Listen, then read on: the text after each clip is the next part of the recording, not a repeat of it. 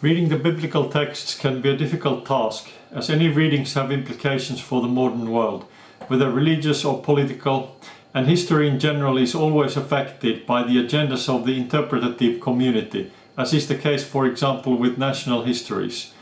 The question of whether we can really arrive at an objective and neutral history in the realm of biblical studies remains pertinent. More broadly, we may even ask the question of to what extent history, and theory in general, is fiction that we individually and collectively create and perpetuate.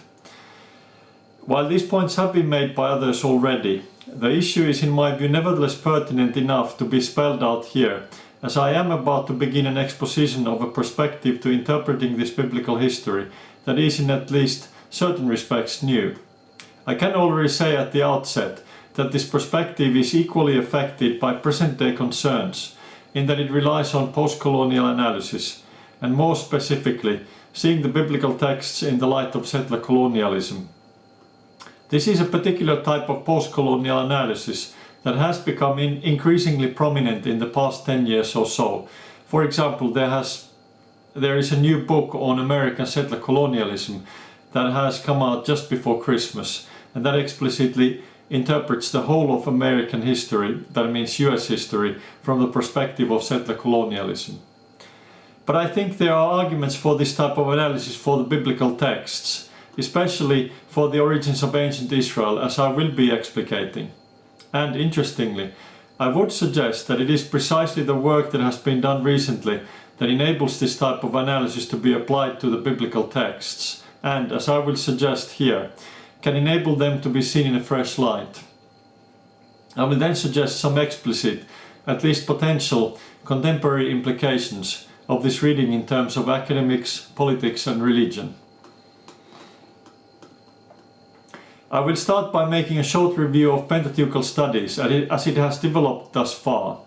In the classical theory that was formulated in the 19th century, the book was essentially divided into 4 different sources, J, E, D and P, with each of the sources being seen to date centuries apart, and as having been successively redacted in towards the formation of the work as we have it today.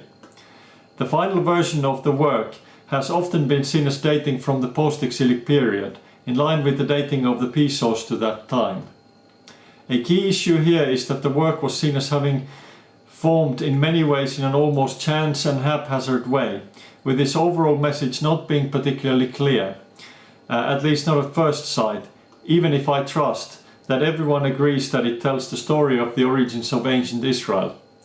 Subsequently, the extent, dating and provenance of each of the sources has been extensively debated, even though, by and large, the basic idea of a source division and the successive combination of sources over a long period of time, together with redactional activity, has persisted.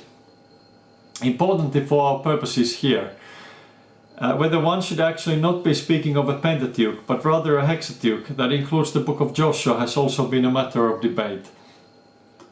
For example, while the Pentateuch can be seen to end with the story of Moses, the great liberator and lawgiver, as already suggested earlier, the story of promises to the patriarchs, stay in slavery in Egypt, and liberation and stay in the wilderness is logically concluded by the conquest and settlement of the land of Canaan that is described in the book of Joshua, and this is relevant for potential connections with settler colonialism, the focus of this presentation. I will first suggest that we should rather be speaking about a Hexateuch than a Pentateuch. The concept of a Hexateuch is in itself not new. For example, Julius Wellhausen, the most influential scholar of the New Testament / Hebrew Bible, was in favor of it. And notably, Gerhard von Rad analyzed the composition and theology of the Hexateuch from the perspective that it was ultimately a theology of the Yahwist, that is Jesus, to which everything else has been added. The situation was changed, however, with the publication of Martin Noth's theory of the Deuteronomistic history. Noth's work proved paradigm shifting, in that almost all scholars subsequently followed his views, even when there were modifications to his theory, such as the theories of double and triple redactions of the Deuteronomistic history. The theory of the Deuteronomistic history has, however, come under criticism recently, increasingly so, and at present a number of scholars have also returned to the idea of a hexateuch. There has also been an increased interest in synchronic readings that do take source-critical considerations into account. In my view, importantly, the concept of a hexateuch, or Genesis Joshua, best accounts for the texts from a thematic literary perspective. There is an overall chiastic structure that encompasses Genesis Joshua. Above all, the promises to the patriarchs find their fulfillment in the book of Joshua. In addition, such literary features as splitting the sea in Exodus and splitting of the Jordan in Joshua, plus other connections of Joshua with what precedes in the Pentateuch are significant. I will here propose a new, essentially synchronic reading of the material that sees the work as an essentially unified composition that also attests a clear purpose as to why it was written. I will now define the concept of settler colonialism. Settler colonialism should be seen as separate from ordinary colonialism, even though the two often overlap and help define each other. Many of the developments in the study of settler colonialism are very recent, with the field still in a number of ways at an incipient, even though already fruitful stage. As Patrick Wolf describes it, settler colonialism is a specific complex social formation. One important defining characteristic in settler colonialism is the concept of a settler. Settlers come to stay, whereas colonial sojourners, such as administrators, military personnel, entrepreneurs and adventurers return. There is also a crucial distinction between settlers and migrants. Settlers are founders of political orders and carry their sovereignty with them, while migrants are appellants who face a political order that is already constituted. In addition, while settlers see themselves as founders of political orders, they also interpret their collective efforts in terms of an inherent sovereign claim that travels with them and is ultimately, if not immediately, autonomous from the colonizing metropole. A further characteristic of settler colonialism is that whereas colonialism is a master-servant relationship, where the colonized people are often used for exploitative purposes, in a settler colonial situation, the indigenous person is characterized by their dispensability. In other words, indigenous peoples can, and in fact are actively made, to vanish. And this is effected by a varying set of actions called transfer. These range from liquidation and deportation to various ways where indigenous peoples are in effect assimilated to the settler collective, whether culturally, administratively or conceptually. Settler colonialism is a structure rather than an event, where an initial invasion gives rise to a prolonged process of eliminating the indigenous population. The dynamics of the settler colonial situation are further defined by a tripartite division between the settler collective and indigenous and exogenous others. The exogenous others are made of immigrants and representatives of metropolis. While indigenous others are a threat to the existence and legitimacy of the settler collective, there can be selective inclusion of exogenous others as there is the possibility of collaboration. However, there can also be undesirable exogenous others who may be subject to deportation or segregation, and abject others who are permanently excluded from the settler collective and have lost their indigenous or exogenous status.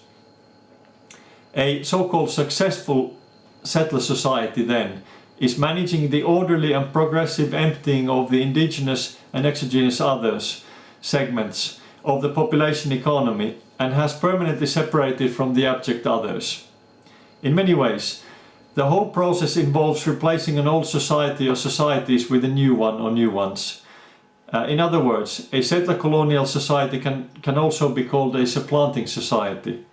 The study of settler colonialism can also help understand some inner societal assimilation and eliminatory processes, such as the Nazi genocide and the elimination of witches in medieval Europe. As already indicated, until the present time, the study of settler colonialism has been confined to the modern world. Much of this may be due to the short history of its study thus far.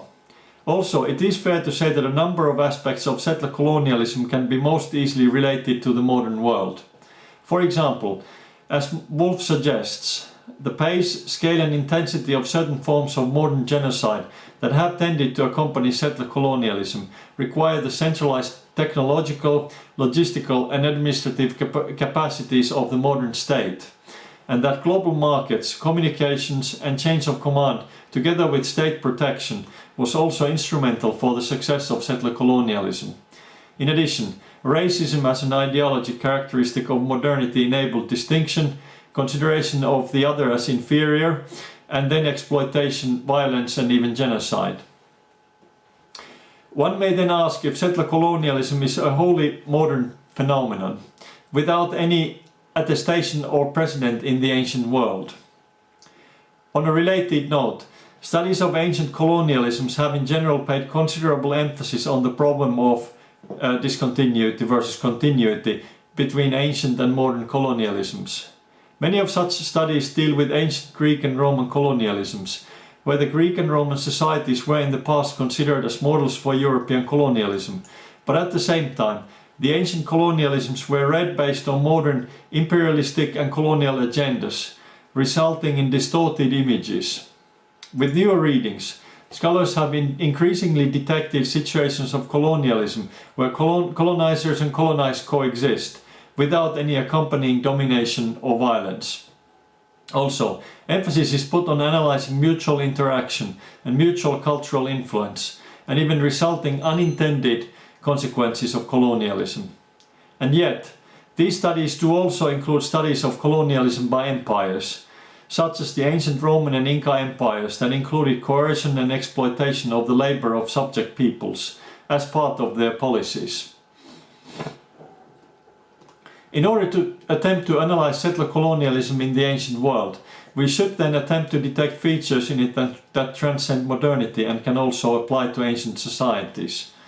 Due regard should also be given to any differences, and one also needs to consider that each colonial situation is likely to have its own unique features. And of course, one will have to try to avoid such pitfalls as trying to read from modernity into the ancient world, and then perhaps also read back from the ancient world into modernity, and so on, a consideration that applies to much, if not most, of all study of the ancient world. I will consider some main common issues and features of settler colonialism that transcend modernity in the following, and will make reference to any others as part of the analysis of the biblical text that follows. These include intergroup violence, access to resources, including land, the objectives of colonizers and migrations of peoples. John Docker's The Origins of Violence concentrates on the study of intergroup violence in a historical dimension. Docker's argument is that violence is an intrinsic characteristic of humanity and that the history of humanity is a history of violence. Docker also refers throughout to the work of Raphael Lemkin, who first coined the term genocide and also connected genocide with colonialism. Docker includes examples from literary products of the ancient world. Also interestingly, Docker points out that the concepts of group identity and group violence are not limited to humans. A recent study of chimpanzees demonstrated that they could develop a strong sense of group identity and could exhibit mass murder and even annexation of the territory of other chimpanzees after completely exterminating them. Such examples do help suggest that group identity and group violence are inherent to humans, that is, especially if it's assumed that chimpanzees and humans are related, of course. In terms of the ancient world, this idea is further corroborated by the fact that we do know that there have been wars throughout the 5,000-year human history, and this includes the ancient Near East, from where first historical records are attested. In this respect, we do also know that ancient Near Eastern peoples did have group identities, including ethnic ones. And we do know that while the concept of race was not pervasive, the ancients could exhibit prejudices and feelings of superiority based on cultural differences. In terms of access to resources, it is probably the concept of land that has been of crucial importance already since the ancient times.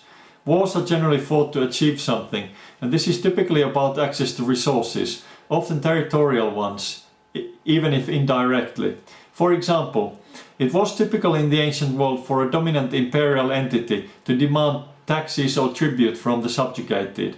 Of course, just as with individual human interactions, Violence does not always need to be involved in group dealings, but peaceful means may be utilized, including trade between representatives of groups. This then leads to one important factor in the study of ancient and modern colonialisms alike, the objectives of colonizers. As Janine Gasco suggests, the process of colonization is generally set into motion by one party in the encounter, the colonizers. Colonizers who move from their homeland into a territory held by another society do so because they have some objective in mind, and generally some idea of how they are going to accomplish it. These, as already indicated, include access to resources, including land, which itself could be achieved by collaboration with the host society or by subjugating and exploiting the colonized. With settler colonialism, the level of dominance is taken further, with the idea of elimination of natives, at least partially so, rather than collaboration or so-called mere exploitation. But there is an accompanying important question of how well colonizers can implement their objectives in practice. For example, resistance by the colonized can thwart the plans of the colonizers. A society set on conquest and colonization of another society can simply lose a war that was initiated in order to begin accomplishing planned objectives in terms of the other society. In addition, societies are rarely homogeneous, and the actions of individual players can be significant. In this, societal decisions are often made by the elite, especially so in ancient societies. If so, and the elite is only a small part of the population, the views and objectives of the elite may differ even significantly from those of the general population. One may also naturally think that the objectives of the colonizers can change over time, either in theory or in practice. Moreover, the characteristics and resistance of colonized peoples can vary over geographical localities and over time, and unexpected reactions and interactions may occur, accounting for what have been called as unintended consequences of colonialism. That migrations of peoples have taken place throughout history is also significant for the study of ancient settler colonialism, as settler colonialism usually involves migration.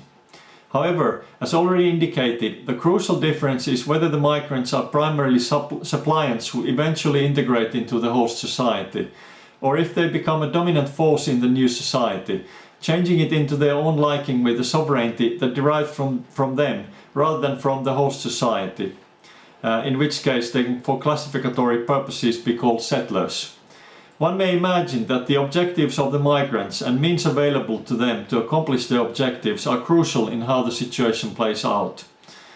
An important difference in comparison with the study of modern settler colonialism in this respect is that, as far as it is known, ancient migrants generally did not seem to keep a political link with their source of origin. That is, there apparently was no supporting metropolis for them. However, there is no reason to exclude the possibility that ancient migrants could also have ideas of sovereignty that traveled with them or eventually developed at their destination. And in general, it is acknowledged that migration can be colonizing, in which, in addition to being of an home community and cross-community type. There is also no reason to think that migrants could not have distinguished themselves from indigenes in terms of group identity. As part of the study of the ancient world, archaeological considerations are important. This is partly because textual remains from the ancient world are often at least relatively meager, and for some societies and periods they are non-existent. Or, extant texts may say nothing that is easily relatable to the study of colonialism. In addition, textual evidence reveals ideologies, some of which are more factual and some more fictional, and textual evidence is always also representational and partial. At the same time, material remains are in themselves silent, and their study requires an interpretative framework. Material remains also usually reveal a different aspect of societies than texts. They are always incomplete and partial. For example, there will in practice always be a limited number of excavations, and by no means have all material remains from antiquity survived. As text and material remains reveal different aspects of a society, they should be considered as complementary sources. However, there can also be tension, and at times times even at least an apparent contradiction between text and archaeology. So a combination of the two lines of inquiry seems appropriate, reflecting critically on differences of scope and any tensions. I have now presented some pertinent methodological considerations and suggested reasons for why it is at least potentially possible to consider that settler colonialism could also have happened in the ancient world, together with elucidating some differences between the modern and ancient worlds. I will next present reasons for seeing Genesis Joshua as a document that is a product, even at least partially an ideological blueprint, for settler colonialism associated with the ancient highlands of Canaan at the end of the 2nd millennium BCE. I will in particular draw on the work of David Day, Conquest: How Societies Overwhelm Others. This is because Day's work outlines an overall process of conquest that ties with settler colonialism and, as will be argued, his suggested framework can be seen to nicely correspond with the literary presentation of the biblical documents, that is particularly in Genesis Joshua, and related broad archaeological evidence. I will consider the textual testimony as significant, but will also be reading it as a product of and representing the views of an author or authors that are situated in an ancient society and settings. In terms of their terminology, they essentially label settler colonial societies as supplanting societies, a description which fits well with the idea that one society is, as it were, taking over another and through various processes, as it were, erases the other society from existence. Certainly this seems to be happening in ancient Israel, in that the late Bronze Age Canaanite societies seem to subsequently more or less, as it were, vanish from existence, replaced by a new Israelite society, even regardless of what one thinks about the date, provenance and historical reliability of the related biblical documents. Interestingly, Day suggests, with reference to numerous examples from recent world history, that a process of supplanting by a society involves three stages. Firstly, it must establish a legal or de jure claim to the land. Then, a supplanting society must proceed to the next stage of the process by making a claim of effective or de facto proprietorship over the territory that it wants to have as its own. Thirdly and lastly, the last and most elusive step of the process involves establishing a claim of moral proprietorship over the territory. For this to succeed, such a claim must outweigh the claim that any other society, including the previous inhabitants, has the potential to assert. In a broad sweep, which we will be refining further, for the Israelite society, the patriarchal promises reflect the first point, the conquest and settlement the second, and recourse to Yahwism as an exclusive ideology, together with the constitution of the new society, as for example in Deuteronomy and in the Holiness Code in Leviticus, and its contrast with the practices of the previous inhabitants, as for example in Deuteronomy 7, the moral claim. Day then goes further by identifying typical processes that accompany these three stages, commenting that these processes are often overlapping, as are the three main stages.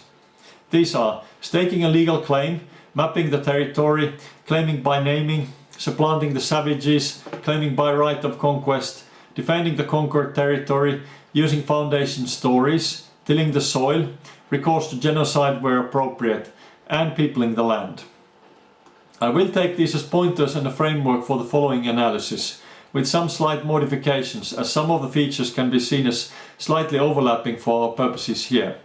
I will also add a final section, organizing the supplanting society, to reflect on certain issues relating to the moral claim, plus some considerations about theological themes and cognitive dissonance in the presentation of Genesis Joshua.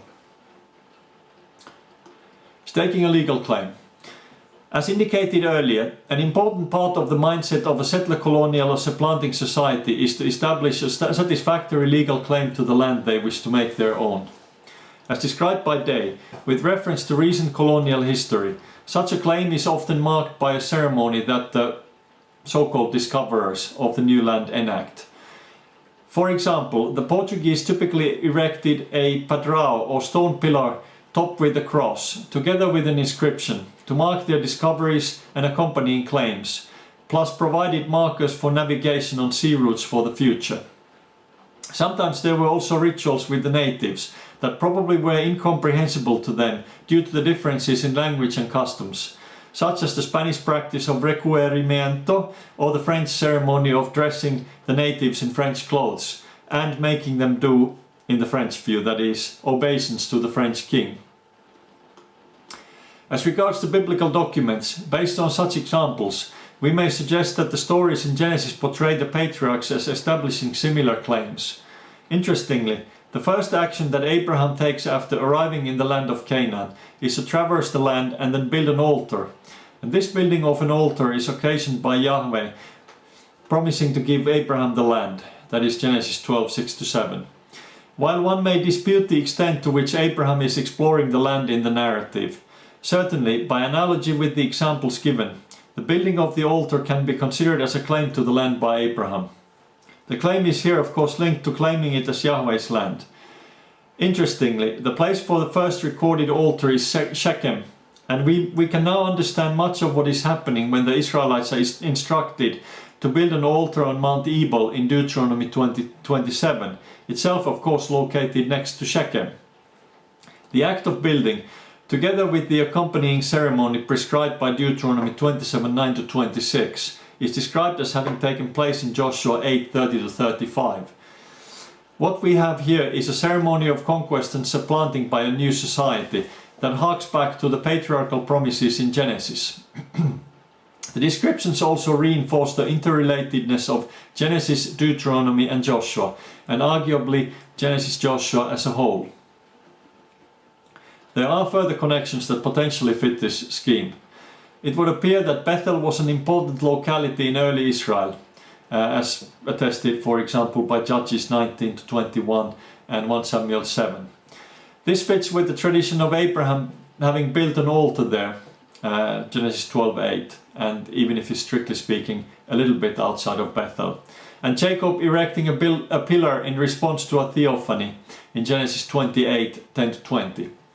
While it is probably correct that a primary purpose of these references is to emphasize the general and possibly cultic importance of these sites and their connections with the patriarchs, I do think that their mention, especially in Genesis 12:8, can also be linked to early Israel's land claims in the context of Genesis-Joshua, and also compare Genesis 35 verses 1-7. Building an altar in Hebron, Genesis 13:18, and a tamarisk tree in Beersheba, Genesis 21:33, would seem to help extend the land claim to the southern part of the land of Canaan. The memorials at Gilgal, Joshua 3-4, and other places serve to establish and shape collective memory and help legitimate the Israelite possession of the land in the eyes of the Israelites. Many of them tie localities with the memory of the great deeds of Yahweh for Israel, thus importantly for the writers of Genesis-Joshua, also tying this collective memory with Yahwism. Next, mapping the land. Day describes how maps were used by powers to assert claim over lands, often such lands as the explorers had supposedly been the first to discover. For example, the late medieval Venetians had a map room in the palace of their Doge that laid out in full detail the extent of their empire. The English and other Western colonial powers divided up territories between them, often in a mutually conflicting way, to lay claims to territories they wanted to control. Importantly, territorial claims were often established in a programmatic sense, rather than as reflecting the realities of the day. As Day suggests, map-making by explorers was part of the process of knowing the land, and is an essential precondition before a supplanting society can assert a credible claim to that land. Interestingly, according to Day, the enduring significance of map-making was not the change of political control, but the imposition from afar of often artificial borders. And in the case of recent Western colonialism, such borders have persisted to this day. And also interestingly, according to Day, knowing the land also included knowing its animal and plant life and its mineral resources, as well as understanding the lives of its native people. Along with the maps, explorers often brought back physical proof of their discoveries and any territorial claims that they might have made. Sometimes the reports brought back by the explorers could at least partially portray the places visited as exotic, even including stupendous features. In the case of ancient Israel, we can see how Abraham traverses the land in Genesis 12:6-9, also at Yahweh's instigation, as in Genesis 13:17. This then can be seen as part of knowing the land and asserting a claim over it, even if the activity is rather incipient in the book of Genesis. However, in the books of Numbers and Joshua, matters are blown out completely explicitly. According to Numbers 13:1, Yahweh commands Moses to send out men to explore the land of Canaan. The men do this and bring back a description of the land, and we can see how this can be seen as part of the process of laying claim to the land, in a way that humans would behave as part of such processes. Interestingly, the Israelites are asked to describe how the land is like, as in Numbers 13:17-20, and bring back a sample specimen from the land to be conquered, a cluster of grapes, Numbers 13:20 and 23, together with a description of some of the peoples of the land, Numbers 13:28-29. Things of course then go awry when the explorers start to communicate to the people that the inhabitants of the land are too powerful for the Israelites to be conquered. Numbers 13:31-33. Consequently, the conquest is delayed to a later time, Numbers 14. The book of Joshua then describes the successful conquest by the succeeding generation according to the biblical narrative. Joshua 18:3-10 then describes a mapping process as part of dividing the land to the Israelite tribes. This mapping process is part of Joshua 13-21, which in a larger sense describe the tribal allotments. Scholars have often debated about which time in Israel's history the lists of tribal allotments reflect. Based on our considerations here, we can see that the allotments could be even entirely programmatic.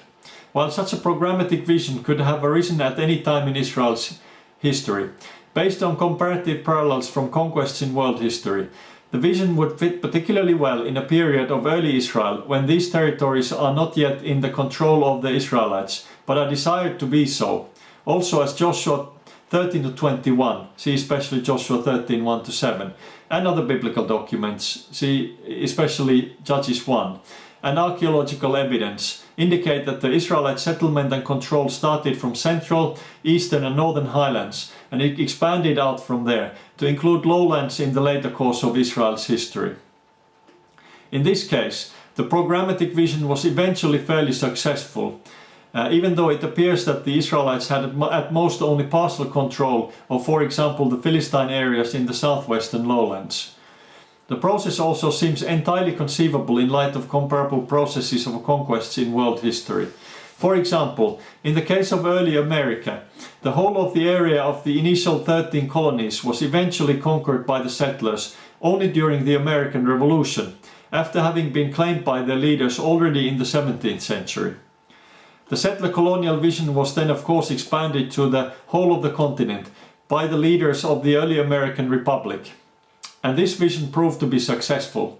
Interestingly, the Lewis and Clark expedition was instrumental in mapping the land beyond the Mississippi and helping the westward expansion.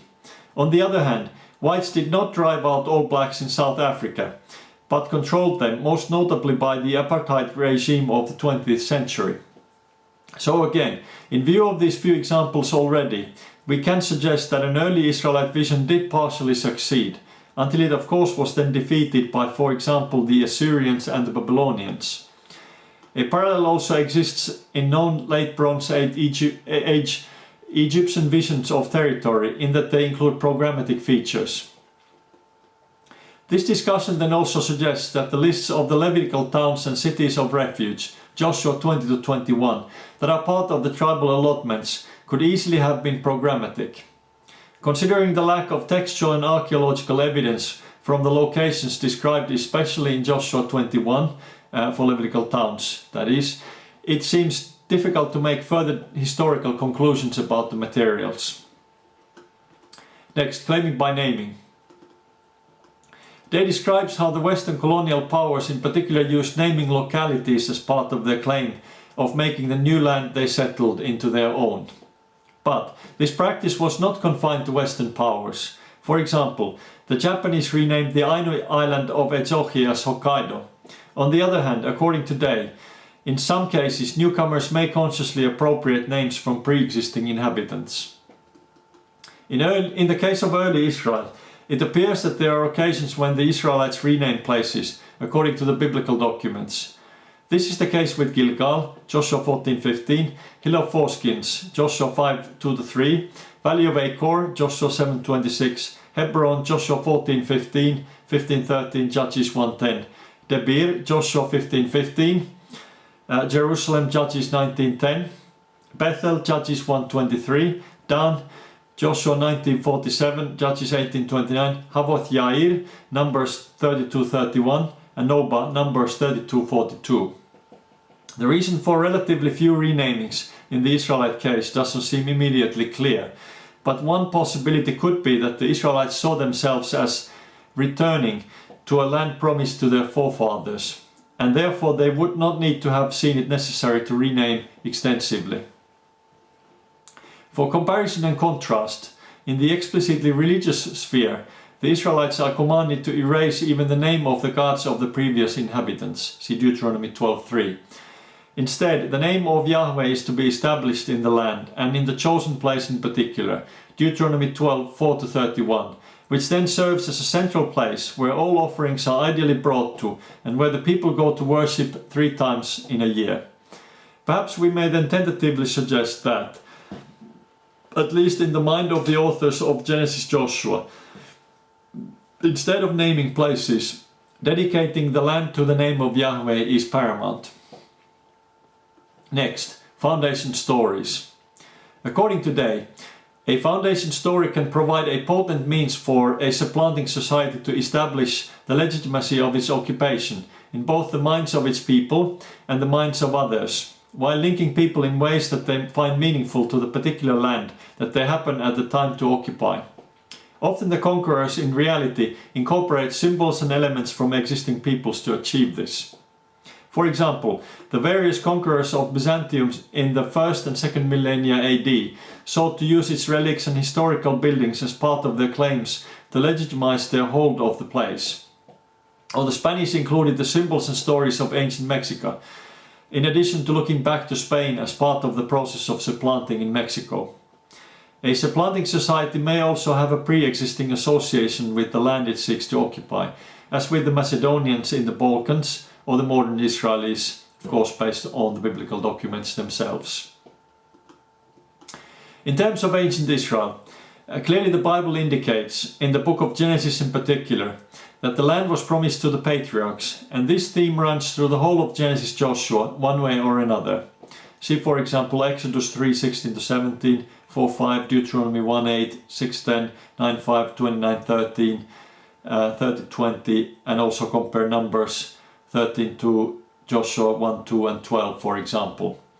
The Exodus and liberation provide another powerful foundation story, and the law giving at Sinai as in Exodus, and in the wilderness as in Leviticus Numbers, and at the edge of the promised land as in Deuteronomy, add further strands to the set of foundation stories. The genealogies, see especially Genesis 10, serve to establish Israel's place among the nations, in the context of creation and the land Israel now occupies. The patriarchal stories define Israel's relations with its close neighbors, including the Arameans, Genesis 24 and 28-31, the Edomites, Genesis 26-27 and 32-33, the Moabites and the Ammonites, Genesis 19:30-38, in the context of Genesis 12-14, 18-19. The Jebusites, Genesis 14, 18-20, I read the Melchizedek episode in this way, and the Philistines, Genesis 20 and 26. The book of Deuteronomy also includes reference to such relations. See for example Deuteronomy 4, 19-20, 32, 8-9.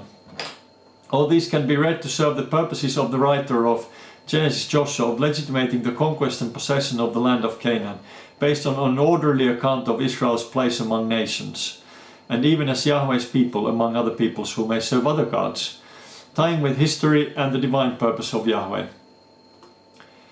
It also seems that the Israelites used and adopted old local traditions as part of their foundation stories. Certainly, the Psalms and other Israelite poetic literature in particular incorporate Canaanite motifs. The use of the name El in Genesis seems to incorporate old Canaanite mythologies and the name of the supreme god.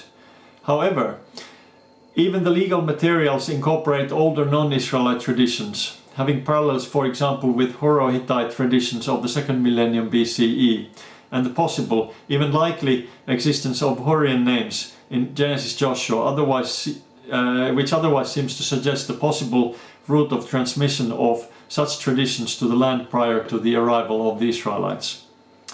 Also based on historical parallels as outlined here, the Israelites could have incorporated these traditions in their legal materials as part of their foundation story that also describes the occasions of giving the laws to them.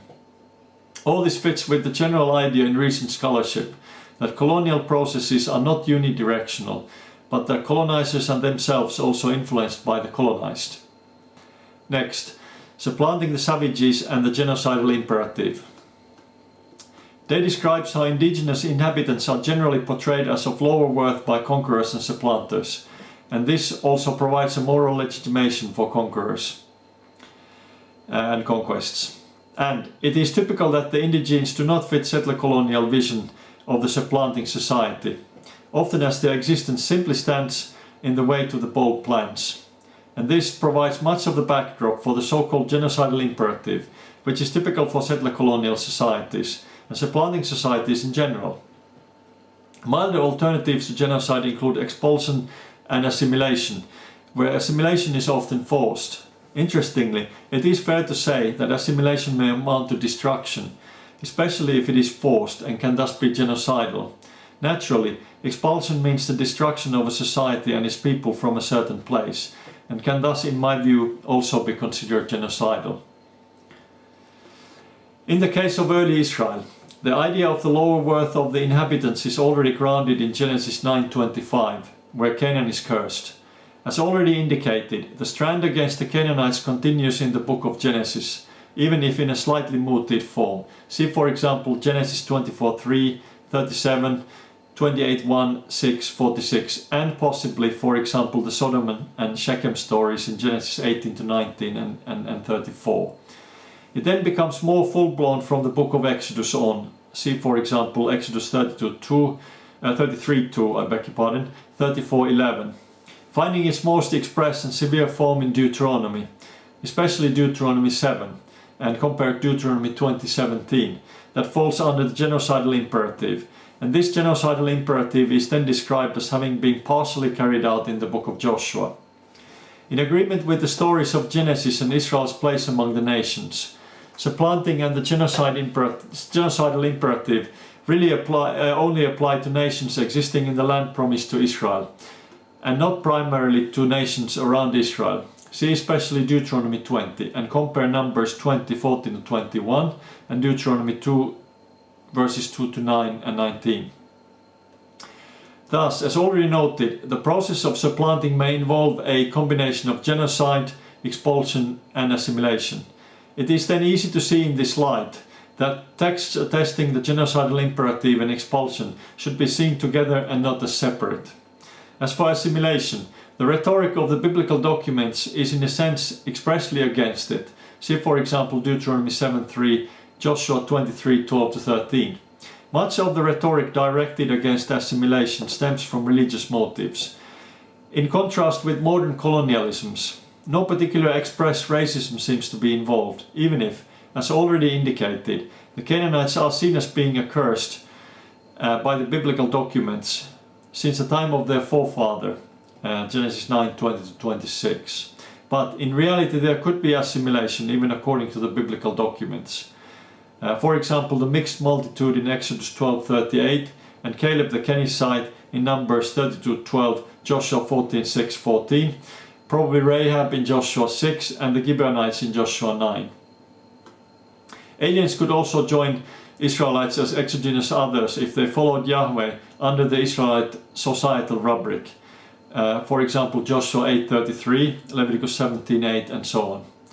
It would appear that the rhetoric against joining with the existing peoples was above all due to the fear that such peoples would continue with their pre-existing practices, and that this would then prevent the supplanting of these societies by Yahwism. One should also remember here that the biblical documents indicate that Yahwism was not taking root strongly during much of the early history of Israel, but was probably confined to a small minority, often consisting of the leaders of Israel. For example, have a look, or see Exodus 32, Joshua 24:31, and the book of Judges. So, much of what we see in the biblical documents seem to have remained a programmatic ideology promoted only by select people. And compare also Samuel in 1 Samuel 1-16, and compare the portrayal of Elijah in 1 Kings 19:10, 14, 18, which describes a later time in Israel. However, it is not unusual that such an ideology would be driven by political and religious elites, even if helped by popular support, or even partially also driven by it. Next, by right of conquest. As Day describes, supplanting societies have often legitimated their conquests by virtue of such conquests being successful. However, these often hark back to other legitimations of conquest, and such legitimations may be the more dominant ones. Thus, as Day describes, the British and the Japanese based their legitimation on portraying themselves as providing a civilizing force on the natives. Appeal to ancient battles could also provide legitimation. In early Israel, according to the biblical documents, lands could belong to the Israelites also by virtue of conquest, as with King Sihon, or apparently even by virtue of treading on them. Ancient battles already provided legitimation for Jacob, according to Genesis 48:22, and the battles in Exodus, Numbers and Joshua would by their own virtue have provided legitimation already for the first readers or hearers of Genesis Joshua. And the ultimate source for the conquest is to set up a new pure Yahwistic society in the place of an old corrupted order. While the Israelites are to use the right of conquest, the ultimate legitimation and power comes from Yahweh. On this see, for example, Numbers 14, Joshua 7-8, Joshua 24:12. Next, tilling the soil and peopling the land. As Day describes, if a supplanting society wishes to secure its control of a territory, it must be able to people it. Claims made without bringing people in generally prove tenuous. Supplanting societies would also often wish to develop the land, and this might further help justify their invasion and secure their subsequent occupation of the land and the dispossession of the existing inhabitants. The land might even have been portrayed as having been in a pristine natural state before the arrival of the new entrants, who would then convert it into use. With early Israel, we can see how the population explosion, as it has been called in the highlands, would fit perfectly well with the expansion out from there in the ensuing centuries. It is the argument of this presentation that the population explosion and subsequent expansion was connected with an ideology that is portrayed in the biblical documents, and that the origin of the society that carried this process was outside Israel, in line with the biblical documents, but that the society also incorporated indigenous elements. As for example, an examination of early America shows, such processes may include periods of apparently peaceful coexistence, and then extensions of the process of settlement that may include further fighting, and may also include assimilating or attempts to assimilate indigenous peoples. In terms of fit with the biblical documents, while the Israelite narrative in the book of Joshua can be read to emphasize aspects of war and sudden conquest, it does also indicate a continuing settlement process that took a lot of time. Conversely, the narrative of Judges does emphasize the gradual settlement and coexistence aspect, without however denying that there was also violence. See for example Judges 1. Next, defending the territory. Day describes how supplanting societies put considerable effort in defending the territory they wanted to hold, and much of this was achieved by setting up fortifications in the conquered territory. Natural features, such as rivers and seas, could also of course serve as naturally defendable borders. With early Israel, there seems to be a relative lack of mention of fortifications and fortifying in Genesis Joshua, but Numbers 32 does indicate that the Israelites fortified and had fortified towns in Transjordan, and Deuteronomy 3:5 suggests fortified towns with many unfortified villages in Transjordan, which would also fit with the large number of unfortified settlements in Cisjordanian highlands in Iron Age 1. It would appear that the Israelites took over fortified towns where they existed and where they could conquer them. Compare in this Joshua 10:20, 14:12, 1 Samuel, as a later document, 1 Samuel 6:18, 26, 20, 6 to 15, 6 verses 6 and 15. When conquest was not possible, the Israelites may have been able to control the towns in question, and thus according to, for example, Joshua 16:10, 17:13 and Judges 1:29-33. The fact that one had to labor a bit to reach the highlands from the coasts may in itself already have helped to form a naturally defendable border for the early Israelite settlers, even if in a relatively limited sense. At the time of the early monarchy, David is of course portrayed to have conquered the fortified town of Jerusalem. See 2 Samuel 5:6-10. Solomon is then described as fortifying at least Jerusalem, Hatzor, Megiddo and Gezer, according to 1 Kings 9:15. And the existence of fortifications in Hatzor, Megiddo and Gezer is confirmed by archaeology, even when there has been a considerable debate as to whether these fortifications are Solomonic or later. The recently discovered fortifications from Kirbet Qeiyafa seem to fit this category, if not the period. The books of Kings describe further acts of fortification by later Israelite kings. See for example 1 Kings 12:25, 15:17 and 22:39. Next, organizing the supplanting society. Early America provides an interesting comparison with the biblical materials in terms of organizing the supplanting society. The Declaration of American Independence was followed shortly by the formulation of the American Constitution that provided a blueprint for the new nation that has largely remained intact to this day, with only a few modifications, as they call it, amendments. While the US Constitution, which actually we don't know how much it was influenced by the Bible, there is some discussion on this, but the issue is not all that clear. So while this constitution was envisaged as a realistic programmatic document for early America, we cannot be sure as to what extent the authors of Genesis Joshua would have considered the document as a realistic program. In this regard, we may keep in mind that there is a debate on whether ancient Near Eastern legal materials were theoretical, as for example no court cases attesting reference to them exist. Even if the book of Joshua, that is Joshua 20-21, describes the cities of refuge and Levitical towns as having been allotted based on a corresponding command in Numbers and Deuteronomy. This allotment could be considered as ultimately programmatic and not necessarily as having been practically fulfilled at any time in the history of Israel. The centralization laws in Deuteronomy also seem ultimately fairly unrealistic in practical terms, even if to be applied in peaceful times only. And, as already indicated, much of the focus in Genesis Joshua is of course to provide didactic reasoning, argumentation and exhortation so that its readership would follow Yahweh. At the same time, we may observe the following quote by Wolff, tying back to the conquest aspects of settler colonialism and supplanting.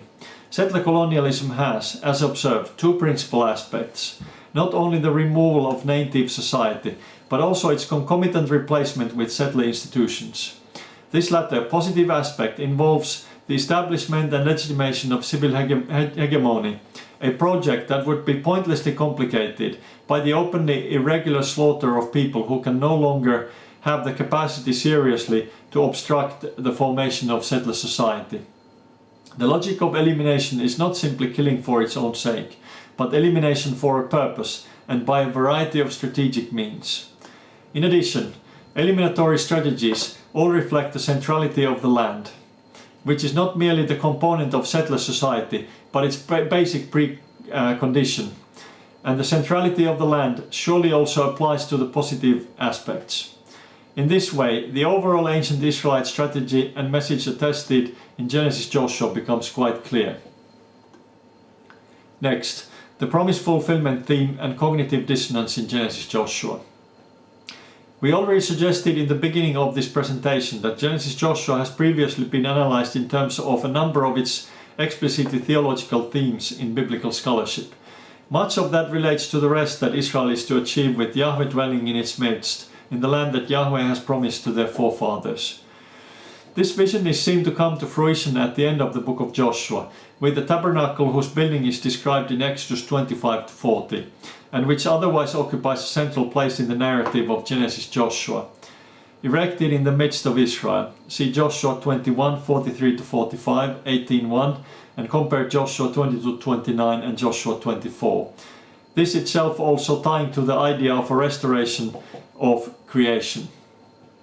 At the same time, importantly, together with these expressions of fulfillment of promises, there is talk about the incompleteness of the conquest and encouragement for the Israelites to continue following Yahweh and to not join with non-Israelite peoples that remain in the land.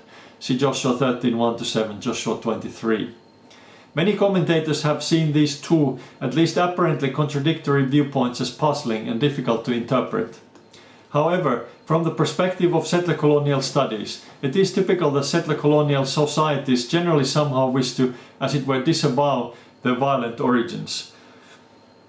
According to Verasini, as one part of such processes, an anxious reaction to disconcerting and disorienting developments produces a drive to think about the pacified world that can only be achieved via voluntary displacement. Also, while settlers are natural men engaged in building a settled life in an ahistorical locale, recurring representations of settler original idols insist on an immaculate foundational setting, devoid of disturbing indigenous or exogenous others. And, ultimately, the fact that these images coexist with ongoing, whether explicit, latent, or intermittently surfacing apprehension, may actually suggest the activation of a splitting of the ego-like process, where two antithetical psychical attitudes coexist side by side without communicating, one taking reality into consideration, the other disavowing it. Accordingly, the contradiction between complete and incomplete settlement in the book of Joshua, and thus Genesis Joshua as a whole and beyond, can be accounted for by recourse to settler colonial theory. Let us now move towards contemporary implications of all this. I have suggested that Genesis Joshua can be read as an essentially unified work, written to promote a settler colonial transformation in ancient Israel. In terms of composition, I will not be attempting to particularly suggest here how this document could have been composed as an essentially unified work. I can, however, quickly note that it appears to me that the view that priestly, narrative and Deuteronomic materials were put together is appropriate, and I am at the moment exploring the possibility of two authors working together based on such sources, one writing Genesis numbers and the other Deuteronomy and Joshua. I would also here again like to note the explicit connections with land in the H and D law codes that link with the idea of settler colonialism and would fairly nicely correspond with the demarcation between Genesis numbers and Deuteronomy Joshua. Accordingly, while I would be looking for an essentially synchronic composition of the work as a whole, I do think that a source critical approach, even if suitably modified, would be useful as part of that. All in all, seeing Genesis Joshua in this way would promote theorizing that would consider the possibility of an essentially synchronic composition of the main work, based on whatever sources were used. If this sounds a little opportunist or equivalent, I can again ask the question of to what extent history, and theory in general, is fiction, also considering the variety of source-critical theories we have had over the last 200 years or so. In terms of provenance, a potential early date for Genesis Joshua would suggest that its authors wished to establish a new society of Yahwism in place of an older order. The vision of a new, at least relatively democratic society that is attested in the documents is special, even marvelous, even when it is rooted in already existing traditions of the ancient Near East. At the same time, on the underside of the vision, the grand designs meant death and destruction for the indigenous inhabitants of the land, even when such death and destruction was at least to some extent limited, due to the early Israelites not being able to completely achieve their plans. The interpretation of the documents also seems to have changed with the passing of time and changes in the context of the Israelite society. During the monarchical period, at the time of Josiah, when the law code of Deuteronomy had been rediscovered, the focus of the Deuteronomic reforms seems to have been the destruction of idolatry, rather than a continuing settler colonial transformation and its associated genocidal imperative. Genesis Joshua may also have been updated at the time. Updates might have included revising especially the town lists of Judah in Joshua to reflect the realities of 7th century BCE Judah. The updates might also coincide with the writing of the first version of the books of Kings and its connection with Genesis Joshua, Judges and Samuel to form a first version of Genesis Kings as a unified historical work. Once the Israelite monarchy had been extinguished, the interpretation of Genesis Joshua and already the books of Samuel Kings, regardless of whether the first edition of the books of Kings originates from the exile or before it, would focus on reflection on and interpretation of the documents based on the Great Catastrophe. If there was a further exilic redaction of the materials, or in case of an exilic composition of Kings mutandis mutandis, it could then have added the final chapters of Kings and inserted or retouched at least some of the materials that are linked to the exile in their present form in the book of Deuteronomy, for example Deuteronomy 4, and in Leviticus 26, even though the latter activity could already go back to an earlier time also. Reading the Pentateuch as Torah in post-exilic times and Nehemiah's focus on separation from foreigners rather than their extermination did change the original focus of the Pentateuch for Judaism. It is also possible that the separation of the Pentateuch from what follows took place during this era. If so, but ultimately probably already earlier, it was largely only Joshua that was left on its own as an ostensible conquest text. Importantly, the material started to also be explicitly commented on separately, as it was canonized. In the Greco-Roman environment, New Testament readings detached the document even more from its original message. Readings based on the original settler colonial vision came back in vogue in the Western colonial period in particular, even if perhaps in a mutated form, and such readings have been recently analyzed critically in the present post-colonial world. Thus, we may consider that the interpretation of this document is now coming full circle, with interpretations detached from the proposed original meaning, nevertheless also still current. Of course, assuming that the interpretation proposed here has some good reasons for it. Perhaps the task for the future is to acknowledge the various readings and navigate between them. Read in its original context, Genesis Joshua ties with modern studies of settler colonialism and genocide studies. Just as with genocides, it is that with settler colonialism there is the problem of getting rid of those who do not fit with one's plans. In other words, it can be argued that reading Genesis Joshua should point people towards reflecting on how they can effect socio-political transformations that do not involve violence, whether within or between societies. As part of this, the document induces a warning from history against violence. At the same time, this document is a foundational document for the three Abrahamic religions of Judaism, Christianity and Islam, for Christianity based on reading the document in the Greco-Roman world in the light of the Christ event. While such a Christian reading can be considered as having continued relevance, coupling this reading with recent colonial and post-colonial readings that tally with the original meaning proposed here reinforces the point that religion is not immune from violence, and for Christians there is the question of theodicy to answer. Even if one may thus question God's action in history based on a Christian perspective, this does not mean that one has to adopt a non-theistic outlook. On the contrary, perhaps the problems with violence with this document and other books of the Bible can help one towards rich theological reflection that tries to negotiate between the original New Testament and subsequent colonial and modern post-colonial readings. In terms of academics, reading Genesis Joshua as a settler colonial document, as mentioned, cuts in the middle between so-called conservatives and liberals. It suggests that a conservative idea of a basic reliability of the documents and an idea of a less than evolutionary development of the ancient Israelite religion seems warranted, even though granting a literary presentation of the materials that can be partially fictional and embellished. At the same time, in favor of the so-called liberals, as already indicated, it does not leave out the idea of differing sources, nor the possibility and even a likelihood of later additions to the work.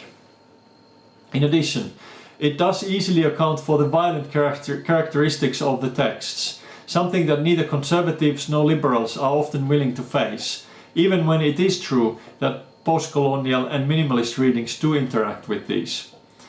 The issue of the acknowledgement of violence also ties with general settler colonial studies, in that settler colonial societies typically try to somehow disavow their violent setup. We do know that, for example, many maximalists and mainstream proponents would like to see the rise of ancient Israel as a peaceful process, and this would remind of screen memories, as they call it, in settler colonial theory, and would also be in line with the histories of the settler colonial societies of the United States, Canada and Australia, for example, that traditionally deny past violence against indigenous peoples. Recognizing the settler colonial nature of ancient Israel could also help with decolonizing the current situation in modern Israel, whose legitimation has often been based on the biblical texts. While the biblical minimalists fight the violent dispossession of the Palestinians by undermining the basis of that historical legitimation, reading that ancient history from a post-colonial, settler colonial perspective would be a better way to decolonize, as it would be based on a full acknowledgement of the past and present. And this would again be in line with the current thinking of the newly established field of settler colonial studies. In conclusion, based on the interpretation presented, Genesis Joshua can be seen as a piece of world literature from a quite early time that attests a program of constituting a new settler colonial supplanting society in and around the highlands of ancient Canaan. It is a real literary and ideological masterpiece, breathtakingly so, even when it attests the ethically problematic genocidal imperative that is typical of settler colonial supplanting societies. What is also breathtaking, especially for the study of settler colonialism and ancient colonialisms in general, is that an analysis of Genesis Joshua suggests that settler colonialism as an ideology could be attested in at least a relatively developed form already at such an early time in world history, well before any onset of modernity, with which it has often been associated thus far. Reading the materials from a settler colonial perspective should then help towards fully acknowledging the violent origin and legacy of the texts, and in moving biblical interpretation towards a more decolonized and peaceful direction. In terms of academics, such a reading does consider that all three of the mainstream minimalist and maximalist interpretive traditions have something to say in terms of solving the puzzle about the origins and significance of ancient Israel and the composition of Genesis Joshua. Hopefully it could thus also help in transforming the often conflict-oriented approach between these interpretative camps towards a more peaceful, accommodating and mutually respecting one. All in all, to my mind, decolonization involves recognition and acknowledgement of violence, and intergroup violence in particular, as part of the human condition, and finding ways to minimize the occurrence of such violence in the future. And I think this is a worthy goal to strive for. Thank you.